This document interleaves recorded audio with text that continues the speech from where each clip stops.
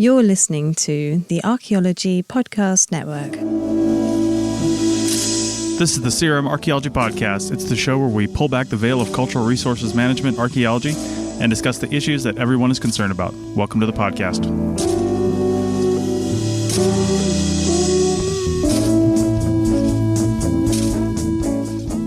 Welcome to CRM Archaeology Podcast, episode 324. And today joining me is Andrew in Southern California. What's up, everyone? And Bill in Northern California. Good morning. So today you have the California contingent. Doug's not available. But today I've been accompanying Andrew in his field class on Saturdays. And let's just be honest. You've been doing my work for me. It's been great. It's been great. So I need that. Dude, it's awesome. And we are going to have an episode about that. Just a quick teaser. We have teamed up together to provide a CRM field class for Andrew's typical excavation class. But instead of going out and finding locations, they're joining us on my company's projects. So it's been great. Really fun, been great to get to know students. But anyway, I'm not going to go too far into that because we should do an episode on just that. But Totally. So today we thought, while we were out there yesterday, some of the students were asking us questions and we're like, this would be a fun podcast to talk about that moment where you sat back and you're like, oh, I'm actually an archaeologist. Wow. Now the imposter syndrome, as they put it, never completely disappears unless you're, an egomaniac like Andrew. But it does. There's definitely a moment where everybody sat back and said, wow. And there's various different experiences that can kind of get you into that next gear. That could be something that happened. You found something that was crazy, or an experience where maybe in CRM archaeology where you talking to you're consulting with an agency and a client and you sit back and you're like, whoa, I really handled that very well because I have this background. I'm confident in my knowledge and I was able to do whatever, and the end result was success. So the one aspect that Bill brought up, which is before we started recording, is that there's two different experiences. I mean, there's multiple different experiences, but there's two distinct types of experiences for sure. One is as a student, that one time where you're out in a field class, or maybe it's in the lab, and you find something, you're like, okay, all the reasons that conjured up in your mind why you wanted to go into archaeology paid off in that moment. That first moment. And then the second that we'd like to talk about is having that moment as a professional, because they are absolutely different. So I think we are going to start off, just because chronologically you start as a student. So we'll start as a student. But before we do that, I just thought I'd open it up to Andrew and Bill, see if they want to string a few pearls of wisdom before we start. I don't know. Whoa, you're handing that over to us? Yeah, come on, Bill. No pressure. Well, that just assumes we're wise, right? Yeah. Yeah. As someone who teaches students, there's like a layer. The ones that are in the class, many are just taking it to get a grade. So I get it. But the thing I want them to realize in the class is that they pay for archaeology, whether they're ready to acknowledge it or not, because of cultural resources. So I want people to understand, that this is what you're getting. And this is why we're doing it. But then the students who actually come with me to the field and work in my lab and stuff, there's a whole different thing going on because they really want to get the skills to move into the job. And it's kind of cool to watch students get these aha moments. I don't know if they actually realize it, right? Like, I think we're all just out there and stuff, and I can look and see in their face, they're like, oh, and you're sitting back like, you're connecting the dots now, man. Good job.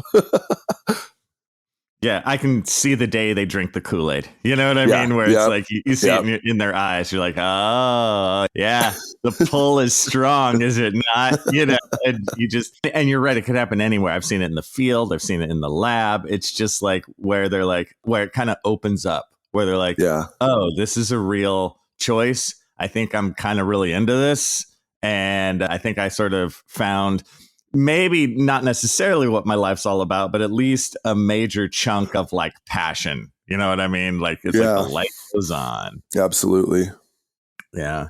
Well, who wants to go first? Who wants to start with their student moment? I don't want to go first in a weird twist of fate. I want to hear what someone else says because I have like so many. I'm like, which one do I choose?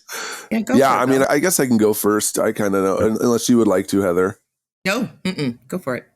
Yeah. So, I was like a student that was going to go into the military instead of college anyway. And so I graduated young. And so my mom would not sign the forms for me to join the Navy until I took the ACT. And so I took the test and I was like, wow, I'm not a dummy after all. Maybe I can go to college. And because I was young, I just signed up for the first semester of school and I didn't know what I was going to choose. I chose marketing right away. Bad choice. The marketing. Nothing against the folks who actually got a degree in marketing, but like I know my life would not be the same as it is right now if I just stuck with marketing. But then I switched to anthropology and I was like paying my way through school though. So I went to Boise State, and at the time in the 90s when you went there, you had to take some kind of field course. It was a 4-field program, and you had to take some kind of applied course to graduate. And so you could, if you were a linguistics major, you could like work on, we had a big program of recording interviews with farm workers to try to push the state to include them for minimum wage franchisement. And so there was a lot of like working with interviews and, translating things and trying to, listen to similarities in what they were doing. So that was the field thing that a lot of the linguistics students, they took a summer class. And then the physical anthropology folks, either they went to another field school, like Chris Webster went to one in Ethiopia, and that was a common one to look for ancient, hominid bones, or to work like with the pre-med school with different kinds of medical things. But anyway, cultural anthropology, once again, could either do the interviews or they could go do something else. And then archaeology was field school. And my department was offering a field school that was in the desert that was pretty close to where I grew up. And so I was thinking, well, this is the easiest one to do. Just pay a few $100 and I can drive back and forth. And I won't even realize I might be able to work on the weekend still and everything will work out. But the guy who was directing it was like, no, you can't commute back and forth to the field school. You have to come and live with us in tents in the desert in the summer in Idaho. And the place where we were at, man, it was it was always hot out there. Maybe there was shade. It just sounded like the saddest thing to be out in this bone dry desert, burning up 95, 100 degrees out there. And then you don't even get to go home, even though you're only an hour away from your house. Like it seemed like it was just a bad deal for me. And so I was thinking, well, I got to do this class to graduate. It's 6 credits. Where am I going to come up with 6 credits? I got to do it. And plus I want to be an archaeologist. And then the University of Idaho had another field school, and it was in rural Oklahoma. And I would have had to take a leave of absence from my job, but we would have had showers and we would have been staying in air-conditioned dorms. And it was actually in a small town. And I was like, well, this is no brainer for me, man. Like if I'm going to have to be out here, I want to go away from Idaho. I don't want to stay within sight of my house. And so I made the decision to do that field school.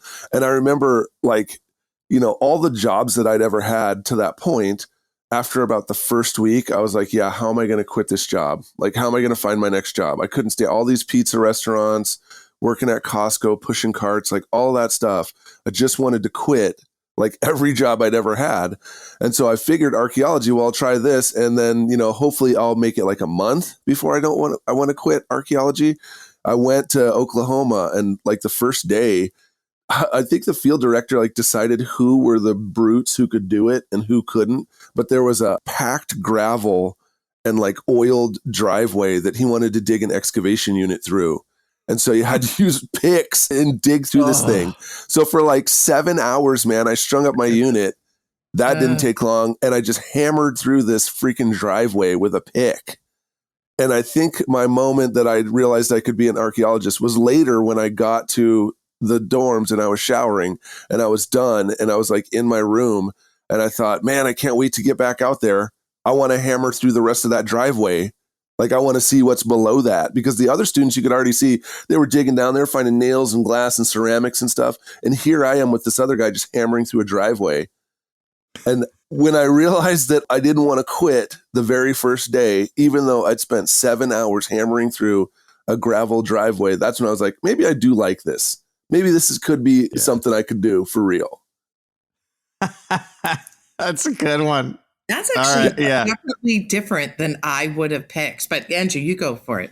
Okay, yeah, I think mine is pretty. I think that's like that. Wow. Okay, we can talk about that after. Yeah, totally. We should come back to it, because it was pretty hard labor, man. It was still like 85, 90 degrees in Oklahoma, humidity. And I'm just using a pick, and I found like no artifacts the whole day. And the fact that I wanted to come back and do it again, I was like, wow, maybe I do like this. Yeah, that's the whole thing, man. Digging through a driveway. That's a good one. So for me, I think as a student, there's really 2 steps. I have a 2-step process for myself. Step 1 was the very first. I was a college freshman. I was going to be an actor. I was focused in drama, but I took an intro to archaeology class with the late, great Brian Fagan. And the guy was just such a dynamic public speaker, and he had the world's best stories of the places he'd been and the stuff he'd done. And you could tell it was honest. He wasn't putting on airs. He's just telling his life. And at the end of that, my first quarter, at the end of that, I wasn't like, oh, I need to be an archaeologist, but I was like, I definitely want to be that guy. No matter what, I want my life to be like that guy.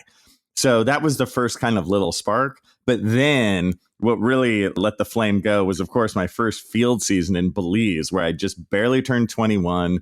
It was my entire spring quarter at that point. So it was like 3 months. And it's like the opposite of what Bill just said. I wasn't chugging through a driveway. I was working on a huge ancient Maya city, like ensconced in the jungle, let every cliche flow. That was my experience. And it was so fascinating and just so freaking cool, that like, I loved all the stuff you're not supposed to love. You know what I mean? Like the skeletons and the treasure and the artifacts and the pyramid. Like, I mean, come on, what's not to like? So after that, and after sort of surviving through it, because there was a real survival aspect, it was just hard working in the jungle. And we worked 6 days a week, man. Wow. One day off. And those were full days, Wow. Like we got lean and mean, whether you wanted to or not. Like I was always a skinny guy, but I lost weight and just became like really wiry. Wow. Like we all did, and it was just a transformative experience. What can I say? It was. And so after coming home, I had like that pride feeling, where you're like, I made it through that. I like completed that, and I had this thing where I could carry it around inside my own head, where I'm like, I've done this thing and I bet you haven't, and it's not a over the top kind of feeling. It just makes you feel good. It makes you feel like strong because you've sort of tested yourself, in the Maya jungle. And after that, and I never defined myself as a quote unquote archaeologist at that point, but I knew I was on the archaeology train, if that makes sense. That's what turned the turret to pointing a certain direction. Wow, that's crazy. Wow. Yeah. Wow. Okay. You know what? This is, I don't think, both great stories. And it'll be interesting to look at all 3 of these being different from each other. But let's end this segment and we'll see you on the other side. Welcome back to CRM Archaeology. And we are talking about that moment that you decided that you are now an archaeologist, or you think I can actually do this. This is something I do want to pursue. It isn't just something that is a curiosity for you. And that was interesting listening to you guys, but let's regroup on that after I talk about my story. But it's really, because mine is a little bit of a different epiphany, I guess. And I think maybe part of it, although, maybe you guys had the same feeling, but so I was a returning student. Like I didn't even go to college right away at 18. I had my first career, took off. It's just not something that I did because my first career didn't require that. And it was like, I had to seize the moment. And so I didn't go back. I didn't go to college until I was 34 years old. But the one thing, I was always a lifelong learner. And the one thing that had always kept my interest was archaeology. And so I was always reading books and magazines and anything I could, old textbooks, anything I could get my hands on. I was reading about archaeology. So I already knew that archaeology was something I really wanted to do. And so when I went back to college, I decided to go and do, have archaeology as my major. So the one moment where I sat back, it's the first moment. I shouldn't say the one moment. It's the first moment because there's been many after that. But the first moment was in a field class. It was a survey field class with Andrew was my professor. Oh. And we're in Box Canyon. So right. And we're walking in Box Canyon and, he knows where he's taking us. So I think, your master plan is to take us to places that, as far as you understand, there's nothing there. And then to take us to an area where there is something there. And so on the same day. So we had been walking, I don't know, maybe we were 1/3 through the day, and we had started to see some debitage and little flakes like along the trails. So we knew we were somewhere. And then, do you know what I'm talking about, Andrew? Do you know the location? Is this Happy Camp? Is this Happy Camp Canyon? Yeah, I do. Did I say Box Canyon? I didn't mean Box Camp. Yes. No, I totally know. Yeah, I know what you mean. And so we had been walking a while. We decided to sit down. And, this is one of those things that you realize in the landscape, and we were just in a location like this yesterday, Andrew and I, but in a landscape where not a whole lot's changed, you have the opportunity of sitting in the same places people have sat 1,000 years ago. Sitting, because as a human, when you're sitting, you don't just say, like anybody, think about it. Okay, I'm ready to sit and rest for a little while. You don't go, I'm going to sit right here in this spot right now. No, you look around and you look for the most comfortable spot to sit. So I saw a boulder and I went over and I sat on that boulder. It was a nice flat boulder. And I mean, we're in an area that's not developed and hasn't been developed previously. And we're sitting there, maybe ag, I can't remember. It was years and years ago. And we're sitting there and I look in front of me and it's kind of smushed down, but there's a pile of debitage right in front of my feet. And I'm like, whoa, that's like, what? And so I kind of look at it a little bit more and I brought Andrew over and he's like, oh, dude, yeah, that's how Andrew would say it. Whoa, dude, yeah. Right. And we're sitting there and I'm like, oh my goodness. And then we start looking around the boulder and we find a broken blank. So that was where, in that moment, you're sitting there and in the blank, there was like an intrusion. Like you could see why it broke while somebody was working on it. So somebody was sitting and they decided to sit in exactly the same spot as I did. I should say I was after them. I just sat in the exact same spot they did. And I mean, it's a large boulder. And we know that because the pile is right there in front of my feet. And then we know that they were oriented. So you could have sat on both sides of the boulder. And there's different reasons why I sat on that side, mainly because it was a little too steep on the other side. And I sat there and we looked over and we see a blank. So in that moment, it's like, that's where it's a time warp. Whereas an archaeologist, you literally get sucked through the black hole into another time. And I know that's not how black holes work, but I'm just trying to give you a picture. So you get sucked in and all of a sudden, like however many years, let's say 1,500 years disappears in an instant. And you're sitting there almost maybe right next to the person that was sitting there making that pile of debitage. And that is when I was like, whoa, it was a very surreal moment for me. So that's my story as a student. I was already sold and I was already like, I'm doing this before that happened. But that was my first like, whoa, everything, all the years disappeared. And I felt a connection to that person that was sitting there, whoever knows, who knows how long ago, making that pile of debitage. That's pretty rad. Yeah, that's a great one. Yeah. And I love those moments because I think we've all had them where the past just melts away and they're so ephemeral. They're so rare, but they happen and they're great. They're over before they start, but they're so great. Yeah, totally. But it's interesting because for you guys, your experience was more, okay, you know what? Maybe this won't be as fun, but I can do this. Like, no matter what kind of crap comes my way, I'm okay with, all the uncomfortableness of, I'm so dedicated to this. I'm ready to move forward no matter what. And that's kind of a different experience than mine. Mine, like, who wouldn't want to be an archaeologist after that? Those are great. And it brings everything together. You had to know a little about the past. You had to know that this thing happened before. You had to know what you were looking at. And then once you have that knowledge, it gets very philosophical. You sort of bring that internal. So Bill and my experience is a little more external and Heather's just very internal. But it's all the same stuff. I mean, for me, it was a matter of just finding something where I could see some future, right? Because a lot of the other previous jobs, I'd been working for a long time. I mean, like I said, my whole orientation was towards like business and stuff until I went to school. And then I was like, well, if I have to go to college, I might as well do something that I actually enjoy. But the question is, what would you do for a job? That I was still just going back and forth. Years ago, when I was little, I knew I wanted to be an archaeologist, but I didn't know how to do it. And as I got older, it seemed less and less likely. Like I never saw any possibilities to do it.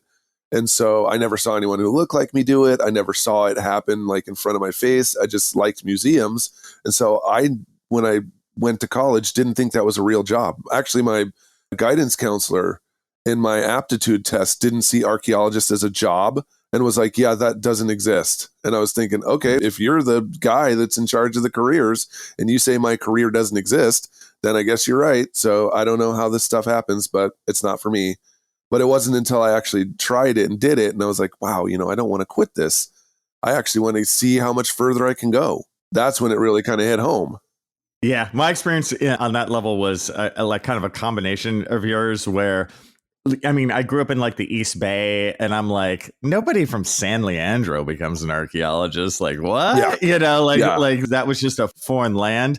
But at the same time, I had some career test or something. And I found this years ago and I got to re-find it where it lists, it's one of those early computer printouts. It's like dot matrix, like computer printout. And it listed like what your jobs could be at, like what you'd be best at. And I think number 4 said archaeologist. Oh, and really? I'm like, oh shit. Yeah. Like the computer crazy. from 1989, like knew me. Wow. Yeah. I got to re-find it. But that's cool. So it's hilarious. That's like time travel. Who knows? It's so crazy. I know. And I never took it seriously at the time. It just looking back, I was like, oh shit, this thing actually says I could be this. No, mine, I remember those too, because we also had personality tests, right? And so the goal was you would take a personality test, the Myers-Briggs thing, and then they would like look at your, personality and your grades and be like, okay, so these are the jobs for you. And I had a whole bunch of stuff on there. Engineer. Of course, marketing was not number 1 either. So I was already going against what my own aptitude tests were telling me. But there was architect, engineer, I can't even remember all of them, but my top 10 teacher, where they didn't include archaeology because once again, whatever software they were using in my school didn't even have that as a career. Right. Wow. Right. Well, let's shift over to our professional aha moment. I mean, I have a bunch of those ones. Yeah. Yeah, me too. Well, go ahead. Bill, you want to? So, when you mentioned this topic, 15 different things came up in my mind, right? So it was hard for me to narrow it down because, I've spent more time doing it as a professional than I did as a student. But like, I just remember like this feeling that happens a lot of times at the end of a project when you're doing CRM and, the end of the field work. And we've got all this stuff, but you can't wait to get back to the office to start really crunching the data, right? Like, we've got all these artifacts. We know we've got all these different things. We've taken samples and stuff. And now you just want to get back to the lab. Like that to me is that feeling after you've collected some data and you can't wait to figure out like what you can find from the rest of it.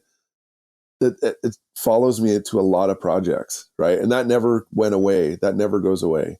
After you're done with the field effort and you're like, can't wait to, download all these maps and really figure out the relationship between these probes. And I can't wait to have it all in Excel and wash off all these projectile points and wash all these bottle pieces and start putting the whole thing together.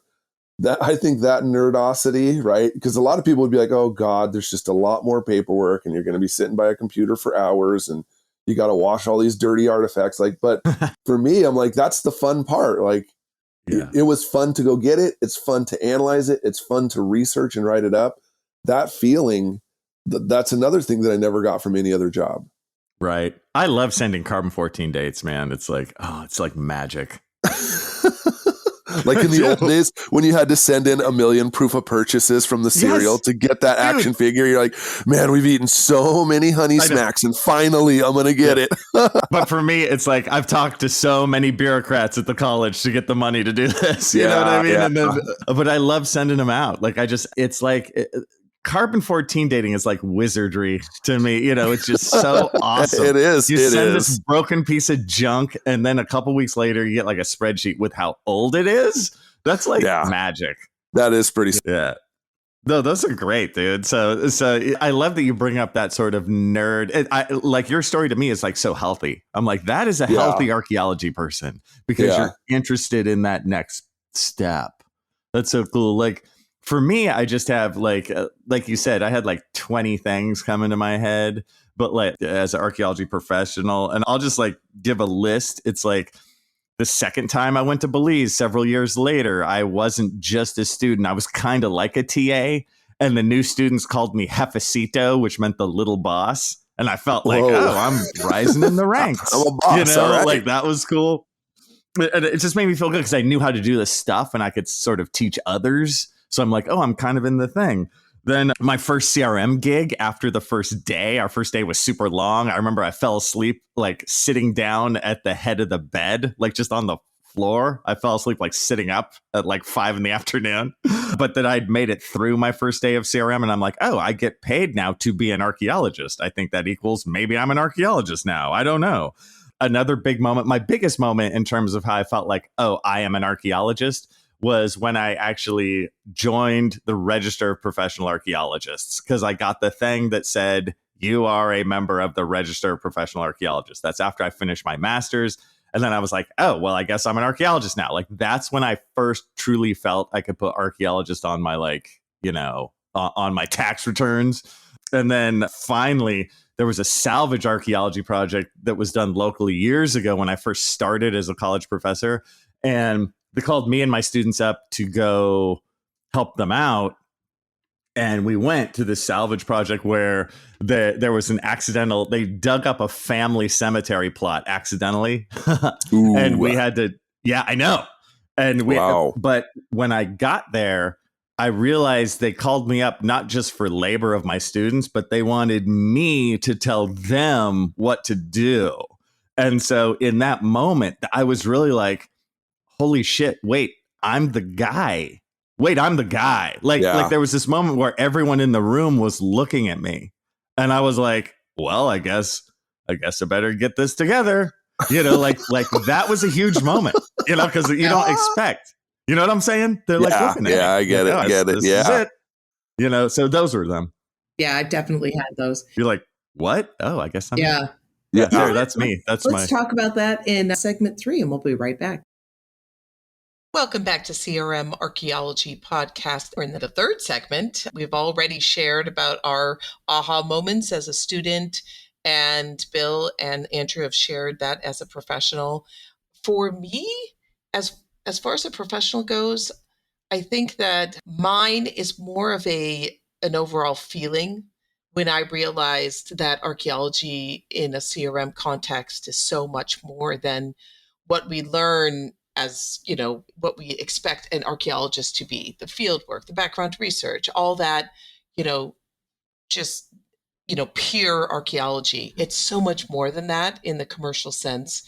And for me, I was shocked at how much I enjoy that aspect of it. And that's the regulatory side, the client interaction, the ability to problem solve. So as an archaeologist, you do problem solve. Absolutely. I mean, you're problem solving when you're in the field, trying to determine where you should be putting testing locations or whatnot. There's so many different things you have to on the fly make decisions. And of course, you're dealing with people. So there's, decisions that you need to make on the fly when it comes to people. But it's even more so in the commercial realm of archaeology, where you really have to be a studier of human behavior. You have to read the room well. In order to be a good archaeologist at a certain level, you have to be able to deal with all different types of personalities, understand where people are coming from, not just have this. And a lot of times academics, and it's what makes academics good at what they do, right?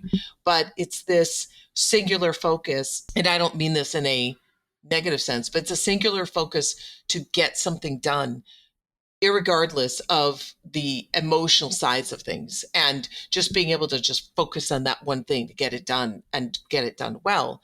In commercial archaeology, you really do have to read the room, and you have to be able to, problem solve with emotions taken into play. And what do I mean by that? So you can have, you're trying to explain what needs to happen next in order to complete the assessment, whatever that next stage of the assessment is that's required by the regulatory agency.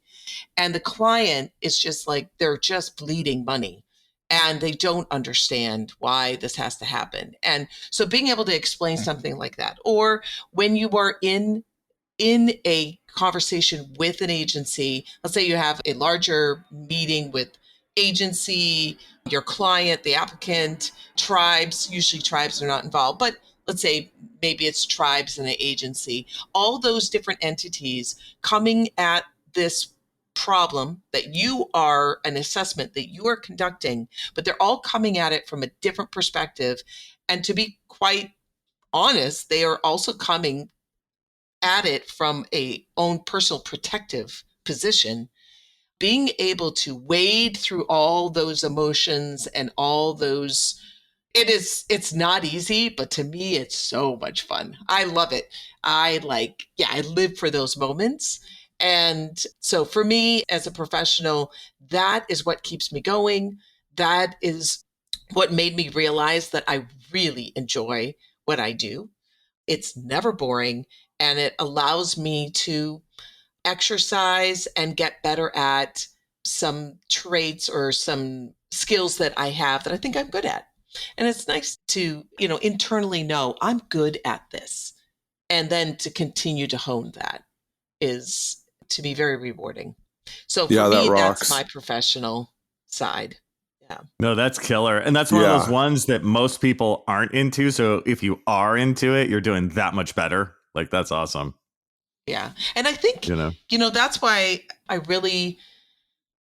think that archaeology in the university needs to really start appealing to people like that. So, like I said, there's an academics. We need to have academics some people be very singularly focused, and maybe they're not that great at reading a room, right? And that is a very difficult thing to teach. And if you are not wired in that way, you may never learn it. And that's okay, because you're good at other things. But we need more people that are business minded, that are good at reading the room, that are good at talking off the cuff and explaining things in a very layman's terms. That's what we need. And we need people that are, charismatic. Yeah. We need that. I don't know where you're going to find them, though. Yep. Too bad. They do exist, but I don't think they exist.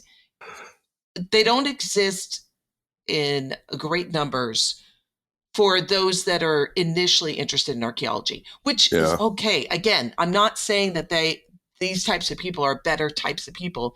All I'm saying is that the initial easy people to catch with archaeology, to get interested in archaeology, don't necessarily have those skill sets. So now, and why is that? Probably because we have been presenting archaeology in the same way for so many years that both in the public sector it attracts a certain kind of person. And in the academic sector, it attracts a certain kind of student. So now we need to start finding other ways of attracting different types of people so we can be more well-rounded. Well, I mean, I don't know what to say. I don't take everyone's class, but I think that professors are putting stuff out there pretty interestingly. And those ones who have been doing it for hundreds of years, they're finally falling off of the tree, like leaves on the tree, right? So they stop talking about me. That hurts me. Well, if they have these ancient lectures and they're really stodgy, those guys they're fading away, right? So we are doing an interesting job of putting some interesting stuff together, but students always have to balance how they're going to feed themselves, right? Because every year they have to pay more and more to go to college. And so that means that they're limited to fewer and fewer career paths, right? Because when you borrow tons, it's not easy to be like, yeah, I'm going to go ahead and work. I'm going to go ahead and make X amount of dollars in CRM, which is not even enough to cover my car payment, insurance, all this other stuff, right? So I'm telling you, they're just straight making that arithmetic in their head. And it can it's the thinking, Bill. They can make the most fascinating class, but it's only going to be their second major because their first major is the one that they're going to try to feed themselves with. Okay. So that is the point I'm making. I don't think it's like we need to make it more flashy. Archaeology is already pretty cool as it is. What I mean is we need to start presenting it in a way, and I know this is kind of off the topic of what but I do think it's connected. We need to start making it more about the business side so that it is something that somebody else would consider a viable pathway. And I'm telling you, the reason it's like a self-fulfilling prophecy, we are saying you can't make money in archaeology across the board. There are elements of archaeology that you don't make a whole lot of money, but you can make a very good living as an archaeologist. I'm telling you, you can. But if you are focused on just those elements that do not pay well, then of course we're going to be producing a lot of archaeologists that are not going to end up being able to stay in archaeology because they can't afford it. What I'm saying is we need to attract the people that also can have all the other skill sets I was just talking about, because those are the ones that are going to make the money. Now, if you have somebody who maybe doesn't read the room well, but has other skill sets, we can put them in a different role and they can make more money. That's the element that I think is missing in archaeology when it comes to selling it as a business. There's a lot of people out there that are making a decent amount of money, that are raising families on this, that are comfortable living where they live. But they have to be able to fulfill lots of different roles as an archaeologist. It's not just about digging a hole, doing the lab analysis, writing a report. It's not that.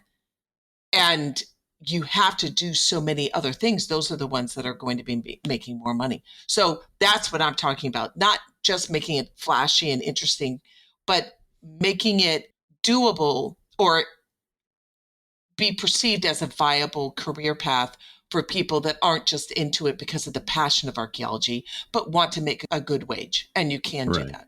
Yeah. I think another aha moment comes when I do see someone who was in my class and now they're in CRM or they're working for a tribe or something like that. Because a lot of times they will say that the stuff that they learned in class did totally help them. And that if they hadn't taken that class, then because all my classes are just based on stuff that I wanted to learn as a CRMer or stuff that hiring managers said that they want, right? So I just make classes about just what CRM wants. And so then the students who take it, you can't escape any class that I teach without knowing that the National Historic Preservation Act exists. And you can't escape my class without knowing what the 4 kinds of criteria for significance are, right? Every class always has it. It always has this table. It's always in there. And so they keep seeing it again and again. And so whether you go into archaeology or not, you know that your country has a system that's set up for historic preservation and that CRM is part of that. And that, whether you're living anywhere in the country or whether you think about it or not, your taxes and part of your government is set for this to exist. And so if you just by living, you're supporting archaeology every minute that you are here in this country. And I think a lot of people, when they understand that, I'm like, yeah, then it's yours. Like, this is your thing. If you don't want your old neighborhood torn down, here's the mechanisms that you could follow to try to prevent that. If you don't like what they're saying in a museum, for better or for worse, right? Here are the mechanisms that you would go through to try to, change those signs. Or if you don't want them to rewrite what your ancestors did, here's how you would do that. And I think a lot of students, I've had students get really interested in it, and they go on and they work for an insurance company and they do GIS, and they're like, yeah, man, if it hadn't have been for the time in the lab doing GIS, I wouldn't have had a portfolio to do this. And now I do risk modeling for fires in California. And it's not associated with archaeology, but it's like, you took stuff that you learned in the class and you made a career out of it, even though I didn't know what you were going to do. But folks are taking this stuff and they are moving forward with their lives. And I think that's another aha moment when I see someone 5-6 years later, I'm like, oh shit, man, that's pretty cool that this helped you that greatly. Yeah, that's so funny. Your story is so similar to mine too with all my students. I've seen all of that. Like, it's just the same. I would also say that basically every class I've ever taught, you can just label it stuff I wish they taught me. Like, that's every class I teach. I'm like, I wish they taught me this, so I'm going to teach you this. All the things I hated that professors did. And then I'm like, don't do any of those. I hated all of that. Me too. Yep.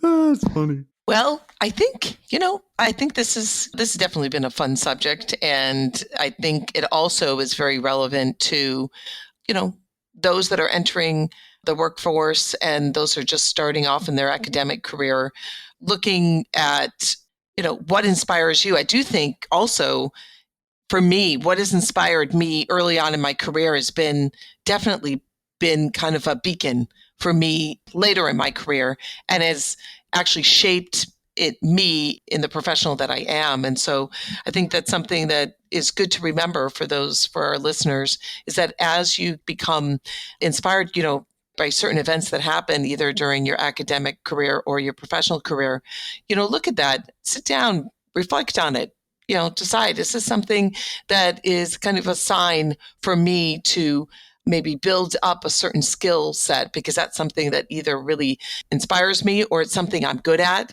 In order to be successful in any career, you have to have a passion for it.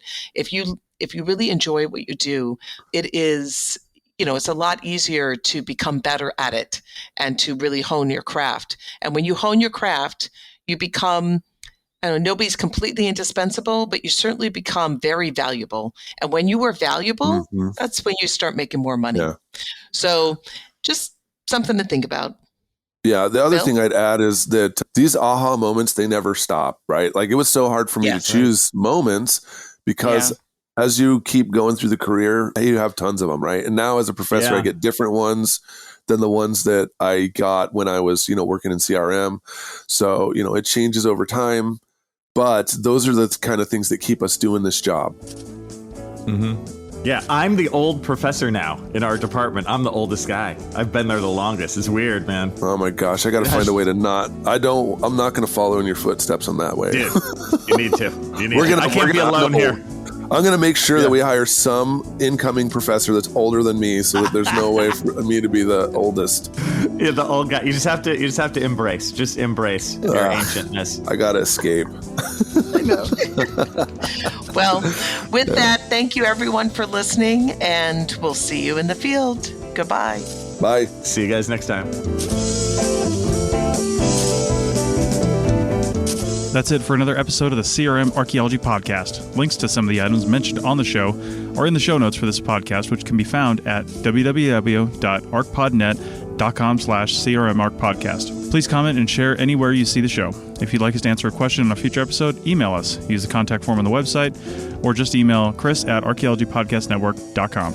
Support the show and the network at arcpodnet.com/members. Get some swag and extra content while you're there. Send us show suggestions and interview suggestions.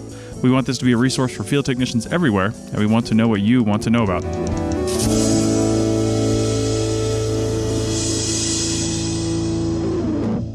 Thanks for listening to this podcast. The Archaeology Podcast Network's chief editor is Rachel Roden. Our executive producer is Ashley Airy. Our social media and newsletter coordinator is Matilda Siebrecht. The APN was founded by Chris Webster and Tristan Boyle on December 1st, 2014. We're supported by our amazing podcast hosts, many volunteers, and listeners like you. Check out membership at www.archpodnet.com/members. This has been a presentation of the Archaeology Podcast Network. Visit us on the web for show notes and other podcasts at www.archpodnet.com. Contact us at chris@archaeologypodcastnetwork.com.